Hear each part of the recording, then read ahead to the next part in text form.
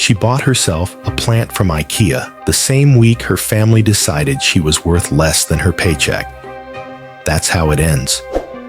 But let's rewind to where it all began.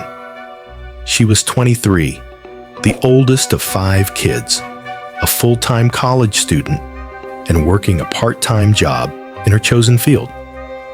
The hours were long, but they paid the bills, enough to cover tuition, stack a small savings, and even allow for the occasional treat. Her siblings were 20, 17, 14, and 10. A packed house. Her dad worked long hours, out the door before breakfast, home after dinner. Her mom, full-time job, 9 to 5. 2 exhausted parents. Too exhausted, it seemed, to run a household of 7. So the weight shifted, quietly, gradually, onto her shoulders. She started doing the grocery shopping. All of it. Keeping track of the list. Comparing prices. Clipping digital coupons. Hauling bags up the front steps with no help. Then the laundry. Loads and loads. Sheets, socks, sports uniforms, and towels that never seemed to dry in one cycle. After that, it was dinners. Not just a quick bowl of cereal. Actual meals. Chopped, stirred, seasoned, plated, and then lunch prep for the next day. 5 lunch boxes, lined up like little soldiers, each with its own quirks and complaints. And still, it wasn't just what she did. It was how she made the house work. She kept her siblings on task, delegated chores, made sure the dog was fed, walked, and that the leash always had fresh poop bags clipped to it. She checked if they were low on toilet paper, remembered birthdays, kept track of field trip forms, and found missing cleats under the couch 5 minutes before they had to leave. She was, without exaggeration, the logistical center of the household, and she never once complained. She thought she had found balance. In exchange for living at home, she gave back in time, effort, and care. And then came the PS5. It was a Christmas deal. She'd saved up. A little gift to herself.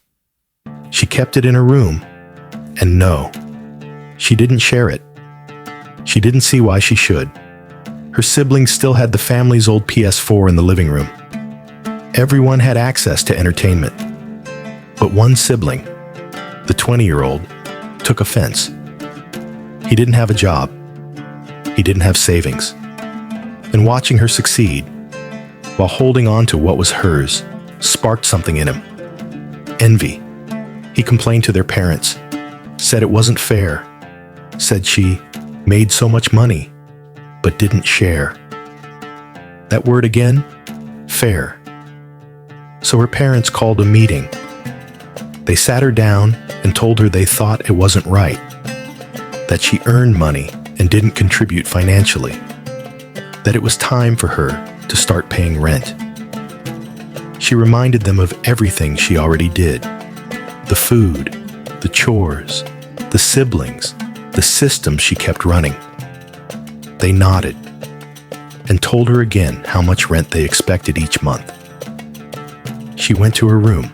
She didn't slam the door, didn't scream, just sat down with her laptop, opened a spreadsheet, and ran the numbers. And then, clarity. If she paid what her parents asked, she'd have about $800 left over every month. Not terrible. But then she did a little more math. If she dropped just a couple classes next semester, she could work nearly full-time. Her employer had already promised her a full-time offer once she completed her degree. And if she took that route, she could afford her own apartment, her own space, her own rules, no curfew, no constant noise, no endless chores, no forced fairness. And so, in the quietest act of rebellion she had ever performed, she packed her things. Everything she owned fit in her car. No U-Haul, no boxes, no fanfare. She checked into an Airbnb for 2 weeks, long enough to find a place, signed a lease. rearranged her class schedule, took on more hours at work. She moved into her apartment, alone, and the first thing she did, she bought a plant from AITA. Something alive, but quiet. Something that needed her, but not too much. And for the first time in years, she had space to breathe. She stayed part-time in school to finish the semester, then planned full-time work over the summer, followed by a reduced course load and extended work hours in the fall. The plan was working, but back at home, everything was unraveling. Her parents were furious, said she had left them in the lurch. Her siblings were bitter. They now had more chores, more responsibilities. The 20-year-old, yes, the same brother who had triggered the confrontation, had been handed her former job, and he was drowning in it. His time with his girlfriend vanished. He wasn't allowed to have her over when their parents weren't home. Suddenly, he understood the weight his sister had carried for years, and he didn't like it. She watched all this from a distance, didn't gloat, didn't fight back, just watered her plant, clocked into work, and learned to enjoy her own company. The guilt came, as it always does. She questioned herself. Was she selfish? Did she abandon them? She hadn't planned to leave. She thought things were fair, but when they asked for more, for rent on top of everything else, it forced her to reevaluate. And when she did the math, not just financially, but emotionally, mentally, and spiritually, she realized the numbers didn't add up.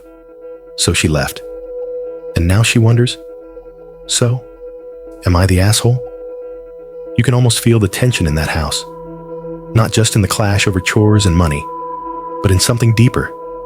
Unspoken expectations, old patterns, generational roles. This wasn't just about rent. This was about recognition, boundaries, self-worth. We talk a lot about fairness, especially in families. But fairness doesn't always mean sameness. This young woman carried the weight of a third parent. She showed up again and again without asking for praise, until the moment she was asked to give more and realized she didn't have to. And that realization, that's what growing up sometimes looks like.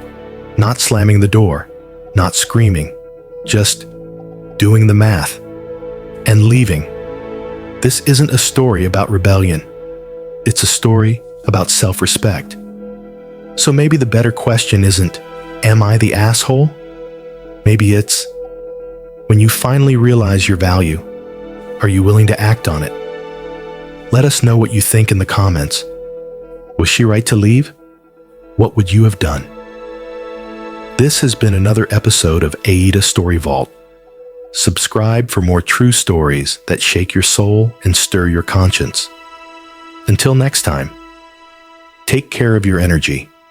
It's the one thing no one else can budget for you.